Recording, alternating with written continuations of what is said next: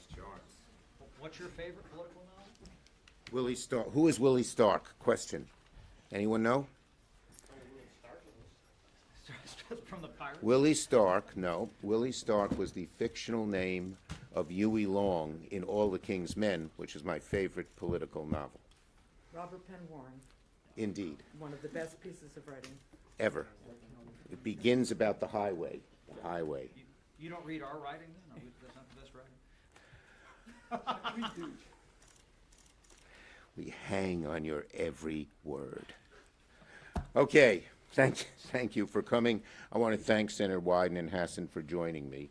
Well, we've all been hearing about how devastating the cuts to Medicaid and health care have been. Well, it's getting even worse. The more you look at the bill, at the House bill, the worse it gets.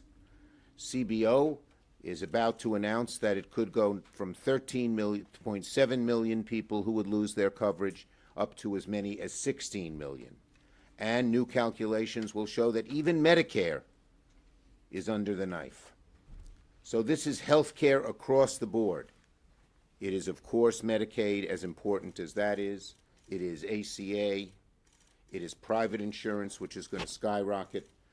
It's everything that is terrible. So the news got even worse when you thought it couldn't get much worse. The bottom line is very simple. People with this bill, tens of millions who would otherwise qualify for health care benefits, would be mummified in new red tape, shortened enrollment periods, higher premiums, and death by 1,000 paper cuts. That's the intention of the Republican bill. And we all know one thing. Donald Trump is just lying about the bill. Lying about the bill. Well, here's the We Are All Going to Die Act.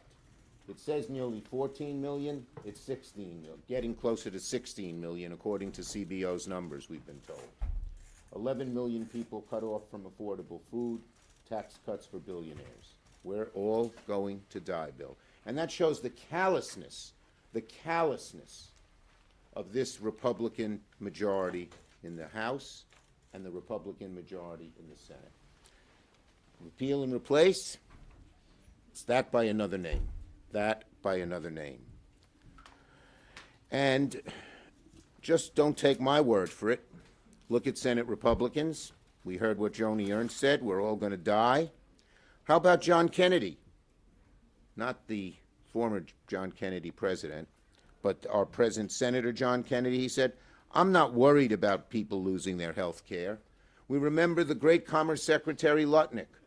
Well, if my mom missed a payment on Social Security, it wouldn't matter. Of course, they have a billionaire son-in-law.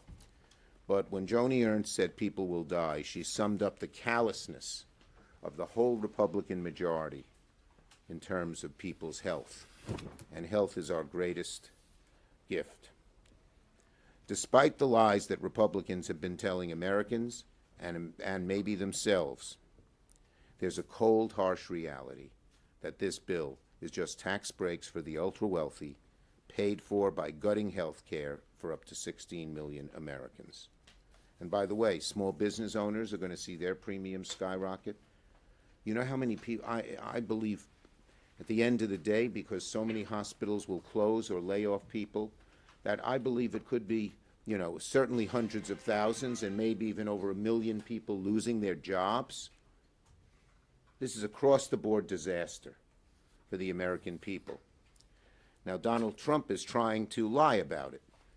But let me tell our Republican Senate colleagues, what will be enacted is not Donald Trump's soothing words, but the actual reality of harsh cuts where people lose health care, where people's premiums go up, where hospitals close, nursing homes close, and people are laid off.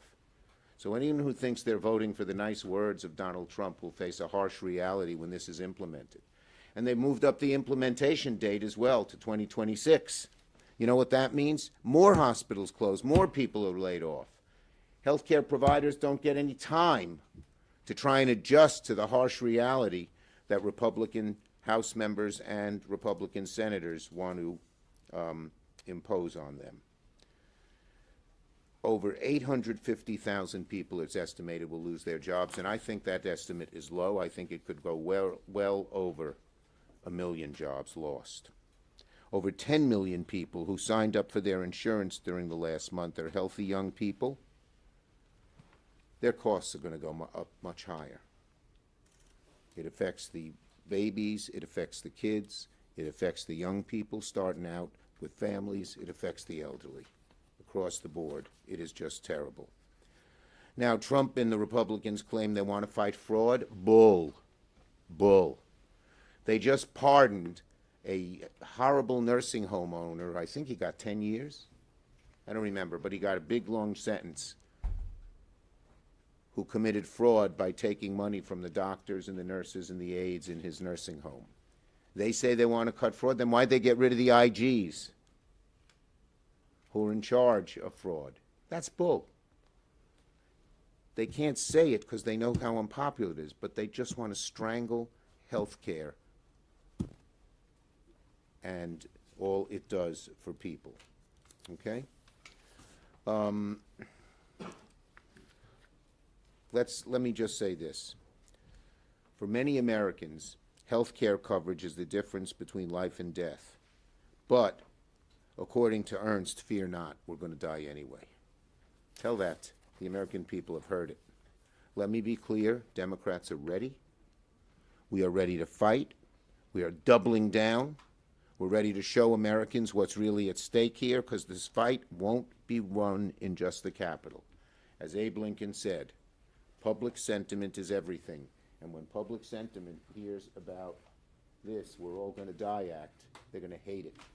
And they're going to tell their senators they hate it. And if the senators think they can get away with a yes vote and explain it, they're sadly mistaken. The cuts are too deep, the cuts are too real, the cuts are too devastating for people. Okay? And finally, why are they doing all this? Why are they being so mean? Why are they being so cruel? And why are they being so politically tin-eared at best, suicidal at worst, all to give tax breaks to billionaires? They are in total obeisance, Donald Trump is, and his colleagues are, to the small group of very wealthy, greedy people who say, I don't care what you do to everyone else, cut my taxes. And, by the way, get rid of any regulations. Senator Wyden. Thank you very much, Mr. Leader. And let me pick up on where the leader stopped. The legislation has rapidly become an anti-senior bill. And let me walk you through why that's the case. 1 million low-income seniors are going to see their Medicare premiums go up by nearly $200 a month. The bill makes nursing homes less safe for frail seniors because it rolls back safety standards. For example, Mehmet Oz somehow thinks that AI is going to take care of everything that seniors need in rest homes. We pointed out to him that's not going to help an 85-year-old who's up in the middle of the night and has to make the way to the bathroom. The bill's going to hurt hundreds of thousands of seniors by reducing services for those who count on Medicaid to lose care at home. And then the American people have heard some things about Medicaid in this bill and being so harmful. They're going to also learn that this bill would trigger $500 billion in Medicare cuts. This is going to hurt rural hospitals like a wrecking ball. Now, if you're an older person in America, this is also going to come on top of the Trump administration backing away from efforts to lower prescription drug costs. And we feel that this is a hugely big mistake. We work very hard to get the power to negotiate more affordable medicine for seniors. And all these cuts in senior programs that I've mentioned, they come on top of the Trump message to seniors we're not really much interested in holding down your costs of medicine. Now, as the leader touched on, the latest numbers from CBO released 2 hours ago make it clear that there are going to be more than $1 trillion in cuts to Americans' health care. And we do expect to hear later today that even more Americans are going to be losing their health insurance than the initial estimates from the Nonpartisan Budget Office have disclosed. But I do think that the American people want to know what's actually going on, and particularly for the seniors, who I've known since my days when I was director of the Gray Panthers. They have a right to know what incredibly harmful provisions are in the text of this legislation as of now. There's been some discussion about Medicaid, but you all, and I'm a journalist kid, can now go out and tell the elderly of this country how this bill is going to affect them, because they have a right to know and they aren't going to like it. This morally bankrupt bill boils down to a simple equation, as the leader touched on. Health care cuts for Americans walking on an economic tightrope is what this bill is all about, and it's going to be paid for by extra tax breaks for the ultra wealthy. Senator Hassan and I are members of the Finance Committee. You can be sure we'll be fighting this every step of the way. And as the leader noted, we are going to use every single tool at our disposal to fight this. I don't think the Republicans even want to talk about the specifics. The three of us, the leader and I, have our roots in the Finance Committee. We remember the days when Republicans wanted to go into the Finance Committee, have markup. They don't want to go into the Finance Committee and have markups because they don't want to talk about all the health care cuts they're hitting people with. So Senator Schumer, our leader, and Senator Hassan, very pleased to be with both of you. Thank you. Thank you, leader. Well, good afternoon. Great Senator Hassan, one of our leaders on health care. Bravo. Well, thank you, Leader Schumer. Thank you, Chairman Wyden, Ranking Member Wyden, for your remarks and for your leadership. Thank you all for being here this afternoon. Look, President Trump and congressional Republicans continue to push forward a bill that gives more tax breaks to billionaires and corporate special interests, paid for by trillions being added to the national debt, paid for by taking health care coverage away from 36,000 Granite Staters and millions of Americans, and triggering nearly $500 billion in cuts to Medicare. Just last week, I met with Granite Staters, including in New Hampshire's rural North Country, and I heard about what will truly be a devastating impact that these health care cuts will have on both the people who need health care and on the ability of providers who want to serve patients to keep their doors open. Kadisha, a young mother in Nashua, New Hampshire, in the southern part of the state, talked to me about the services that her son with autism gets because he has Medicaid coverage. Occupational therapy, physical therapy, behavioral therapy. He's making great progress. All of that is now at risk because of this bill. Now, Medicaid can be the difference between life or death for people and families, the difference between getting care for diabetes, for addiction, or cancer, or having these diseases go untreated. And seniors across our state have paid into Medicare their entire working lives based on the promise that the Medicare system will provide health care for them when they retire. This bill, one of the largest health care cuts in the history of the United States. Let me repeat that. This is one of the largest health care cuts in the history of the United States. Will result in more untreated diseases, packed emergency rooms, and even higher prescription drug prices. Just last week, someone I know was at one of our local hospitals' emergency room. The wait for treatment for a routine infection in that emergency room was 7 hours. That's a real problem, and it will only get much worse if this bill passes. And as people lose their coverage and don't get care, rural providers who count on these patients will have to severely cut back their services or close their doors altogether. Now, let me tell you what's happening for pregnant women in my state. For a pregnant woman in labor, as you all know, every minute feels like an hour. In New Hampshire, the median driving time to a labor and delivery unit has already doubled over the last decade to 40 minutes.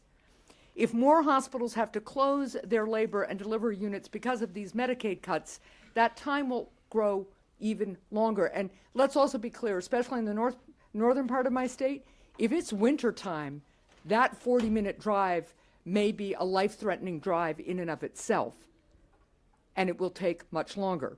We've seen an uptick in New Hampshire in births that occur in unplanned locations. Just in January, a couple who ended up she had a home birth because she couldn't get to the hospital in time.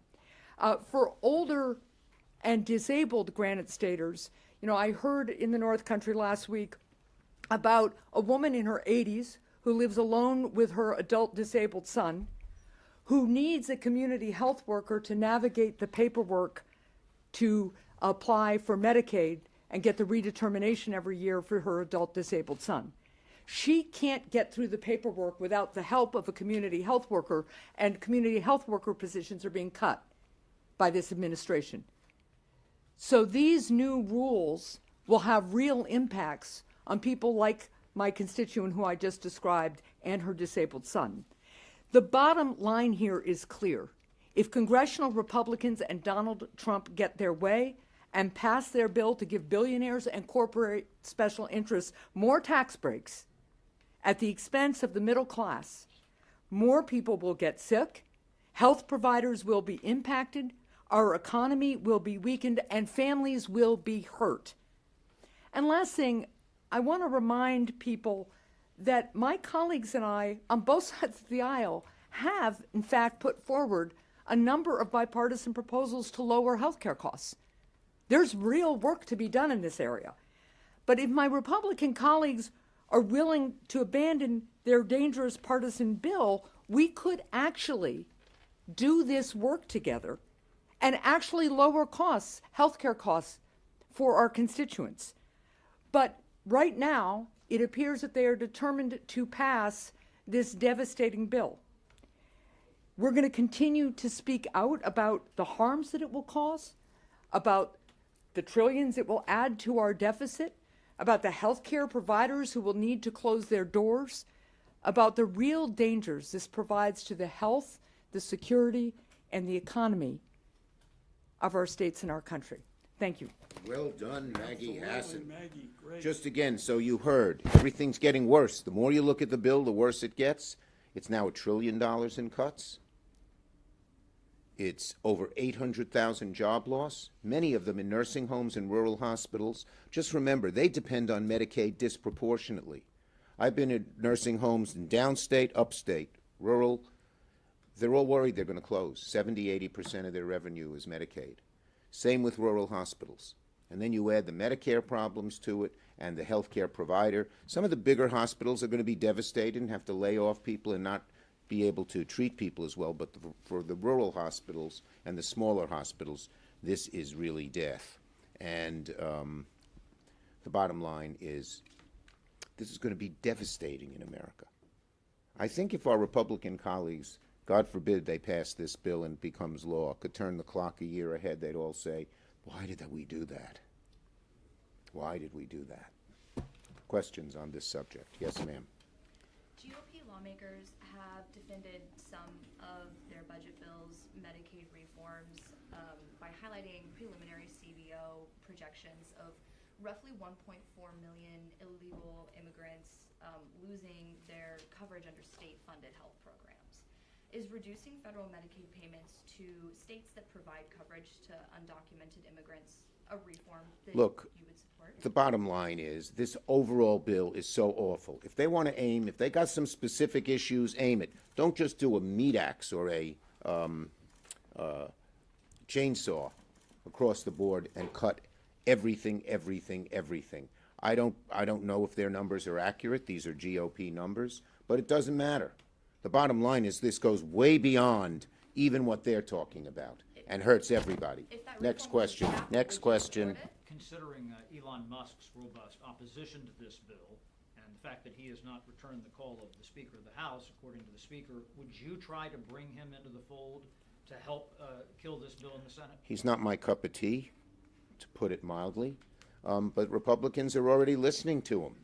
They're already listening to him. You've heard some of the right-wing groups uplift Elon Musk against Donald Trump.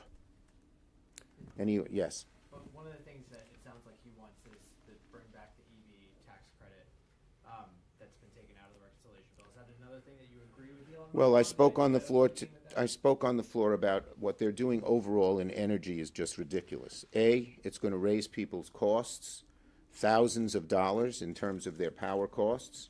Number two, over 840,000 jobs will be lost. And number three, it gives all the keys to China. So we have to revamp the entire energy package. And I've met several times with my Democratic, 7 or 8 of my Democratic colleagues. I think Senator Wyden was in those meetings. And we're reaching out to Republican colleagues, as are our industries that are affected. 80% of these new clean energy industries are in Republican states. The whole thing needs revamping. Just like in healthcare. Yes. Are you urging members to vote against the Genius Act on any final votes?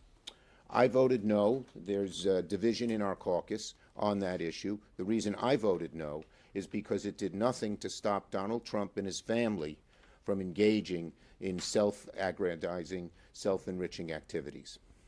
Yes. OMB sent a rescissions package to the Hill. And I'm wondering what you think about that in light of Russ Vought's argument that he doesn't need to do this, that they have the right to impound funds. Do you think that sending that rescissions package kind of undermines his political point?